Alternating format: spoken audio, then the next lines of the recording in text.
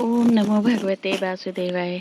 श्रीमद्भागवत महापुराण तृतीय स्कंद अध्याय 20। ब्रह्मा जी की रची हुई अनेक प्रकार की सृष्टि का वर्णन। सौनक जी कहते हैं, सूत जी, पृथ्वी रूप आधार पाकर स्वयंभुव मनु ने आगे होने वाली संतति को उत्पन्न करने के लिए किन किन उपायों का अवलंबन किया। विदुर जी बड़े ही भगवत भक्त और भगवान श्री कृष्ण के अनन्य सुहृदय थे। इसीलिए उन्होंने अपने बड़े भाई धृतराष्ट्र को उनके पुत्र दुर्योधन के सहित भगवान श्री कृष्ण का अनादर करने के कारण अपराधी समझकर त्याग दिया था। वे महर्षि द्वैपायन के पुत्र थे और महिमा में उनसे किसी प्रकार कम नहीं थे तथा सब प्रकार भगवान श्री कृष्ण के आश्रित और कृष्ण भक्तों के अनुगामी थे। तीर्थ सेवन से उनका अंतःकरण और भी शुद्ध हो गया था। उन्होंने कुशावर्त क्षेत्र हरिद्वार में बैठे हुए तत्वज्ञानियों में श्रेष्ठ मैत्रेय जी के पास जाकर और क्या पूछा।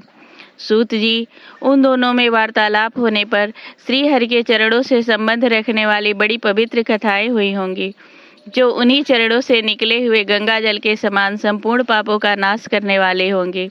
सूत जी, आपका मंगल हो। आप हमें भगवान की वे पवित्र कथाएं सुनाइए।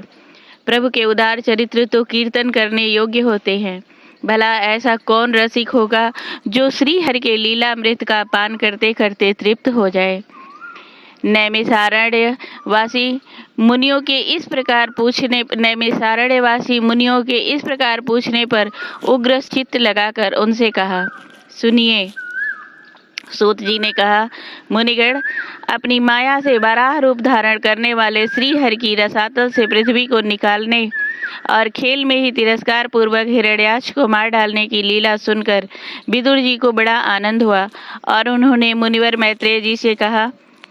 विदुर जी ने कहा, ब्राह्मण, आप परोक्ष विषयों को भी जानने वाले हैं, अतः यह बतलाइए कि प्रजापतियों के पति श्री ब्रह्मा जी ने मरीचि आदि प्रजापतियों को उत्पन्न करके फिर सृष्टि को बढ़ाने के लिए क्या किया।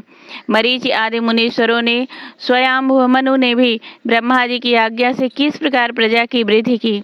क्या उन्होंने इस जगत को पत्नियों के सहयोग से उत्पन्न किया या अपने अपने कार्य में स्वतंत्र रहकर अथवा सबने एक साथ मिलकर इस जगत की रचना की। श्री मैत्रेय जी ने कहा, विदुर जी, जिसकी गति को जानना अत्यंत कठिन है, उन जीवों के प्रारब्ध, प्रकृति के नियंता पुरुष और काल, इन तीनों हेतुओं से तथा भगवान की सन्निधि से त्रिगुणमय प्रकृति में क्षोभ होने पर उससे महतत्व उत्पन्न हुआ। दैव की प्रेरणा से रजः प्रधान महतत्व से वैकारिक, राजस और तामस तीन प्रकार का अहंकार उत्पन्न हुआ। उसने आकाश आदि पांच तत्वों के अनेक वर्ग प्रकट किए। वे सब अलग अलग रहकर भूतों के कार्य रूप ब्रह्मांड की रचना नहीं कर सकते थे। इसीलिए उन्होंने भगवान की शक्ति से परस्पर संगठित होकर एक सुवर्ण वर्ण अंड की रचना की। वह अंड चेतना शून्य अवस्था में 1000 वर्षों से भी अधिक समय तक कारणाब्धि के जल में पड़ा रहा। फिर उसमें श्री भगवान ने प्रवेश किया। उसमें अधिष्ठित होने पर उनकी नाभि से सहस्त्र सूर्यों के समान अत्यंत देदीप्यमान एक कमल प्रकट हुआ, जो संपूर्ण जीव समुदाय का आश्रय था। उसी से स्वयं ब्रह्मा जी का भी आविर्भाव हुआ है। जब ब्रह्मांड के गर्भ रूप जल में शयन करने वाले श्री नारायण देव ने ब्रह्मा जी के अंतःकरण में प्रवेश किया, तब वे पूर्व कल्पों में अपने ही द्वारा निश्चित हुई नाम रूपमयी व्यवस्था के अनुसार लोकों की रचना करने लगे। सबसे पहले उन्होंने अपनी छाया से तामिश्र, अंधतामिश्र, तम मोह और महामोह, ये 5 प्रकार की अविद्या उत्पन्न की। ब्रह्मा जी को अपना वह तमोमय शरीर अच्छा नहीं लगा, अतः उन्होंने उसे त्याग दिया। तब जिससे भूख प्यास की उत्पत्ति होती है, ऐसे रात्रि रूप उस शरीर को उसी से उत्पन्न हुए यक्ष और राक्षसों ने ग्रहण कर लिया। उस समय भूख प्यास से अभिभूत होकर वे ब्रह्मा जी को खाने को दौड़ पड़े और कहने लगे, इसे खा जाओ, इसकी रक्षा मत करो, क्योंकि वे भूख प्यास से व्याकुल हो रहे थे। ब्रह्मा जी ने घबरा कर उनसे कहा, अरे यक्ष राक्षसों, तुम मेरी संतान हो, इसलिए मुझे भक्षण मत करो, मेरी रक्षा करो। उनमें से जिन्होंने कहा खा जाओ, वे यक्ष हुए, और जिन्होंने कहा रक्षा मत करो, वे राक्षस कहलाए। फिर ब्रह्मा जी ने सात्विक प्रभा से देदीप्यमान होकर मुख्य मुख्य देवताओं की रचना की। उन्होंने क्रीड़ा करते हुए ब्रह्मा जी के त्यागने पर उनका वह दिन रूप प्रकाश में शरीर ग्रहण कर लिया। इसके पश्चात ब्रह्मा जी ने अपने जघन देश से कामासक्त असुरों को उत्पन्न किया। वे अत्यंत काम लोलुप होने के कारण उत्पन्न होते ही मैथुन के लिए ब्रह्मा जी की ओर चले। यह देखकर पहले तो वे हंसे, किंतु फिर उन निर्लज्ज असुरों को अपने पीछे लगा देख भयभीत और क्रोधित होकर बड़े जोर से भागे। तब उन्होंने भक्तों पर कृपा करने के लिए उनकी भावना के अनुसार दर्शन देने वाले शरणागत वत्सल वरदायक श्री हरि के पास जाकर कहा, परमात्मन, मेरी रक्षा कीजिए। मैंने तो आपकी आज्ञा से प्रजा उत्पन्न की थी, किंतु यह तो पाप में प्रवृत्त होकर मुझको ही तंग करने चली है। नाथ, एकमात्र आप ही दुखी जीवों का दुख दूर करने वाले हैं, और जो आपकी चरण शरण में नहीं आते उन्हें दुख देने वाले भी एकमात्र आप ही हैं। प्रभु तो प्रत्यक्ष वत सबके हृदय की जानने वाले हैं। उन्होंने ब्रह्मा जी की आतुरता देखकर कहा, तुम अपने इस काम कलुषित शरीर को त्याग दो। भगवान के यूं कहते ही उन्होंने अपना वह शरीर भी छोड़ दिया। ब्रह्मा जी का छोड़ा हुआ वह शरीर एक सुंदरी स्त्री संध्या देवी के रूप में परिणित हो गया। उसके चरण कमलों के पायजेब झनकृत हो रहे थे, उसकी आंखें मतवाली हो रही थी और कमर कर्धनी की लड़ों से सुशोभित सजीली साड़ी से ढकी हुई थी। उसके उभरे हुए स्तन इस प्रकार एक दूसरे से सटे हुए थे कि उनके बीच में कोई अंतर ही नहीं रह गया था। उसकी नासिका और दंतावली बड़ी ही सुघड़ थी तथा वह मधुर मधुर मुस्कुराती हुई असुरों की ओर हाव भावपूर्ण दृष्टि से देख रही थी। वह नीली नीली अलकावली से सुशोभित सुकुमारी मानो लज्जा के मारे अपने अंचल में ही सिमटी जाती थी। विदुर जी, उस सुंदरी को देखकर सब के सब असुर मोहित हो गए। अहो, इसका कैसा विचित्र रूप, कैसा अलौकिक धैर्य और कैसी नई अवस्था है। देखो, हम काम पीड़ितों के बीच में कैसी बेपरवाह सी विचर रही है। इस प्रकार उन कुबुद्धिक दैत्यों ने स्त्री रूपणी संध्या के विषय में तरह तरह के तर्क वितर्क करके फिर उसका बहुत आदर करते हुए प्रेम पूर्वक पूछा, सुंदरी, तुम कौन हो और किसकी पुत्री हो? भामिनी, यहाँ तुम्हारे आने का क्या प्रयोजन है? तुम अपने अनूप रूप का यह बेमौल सौदा दिखाकर हम अभागों को क्यों तरसा रही हो? अबले तुम कोई भी क्यों न हो, हमें तुम्हारा दर्शन हुआ यह बड़े सौभाग्य की बात है।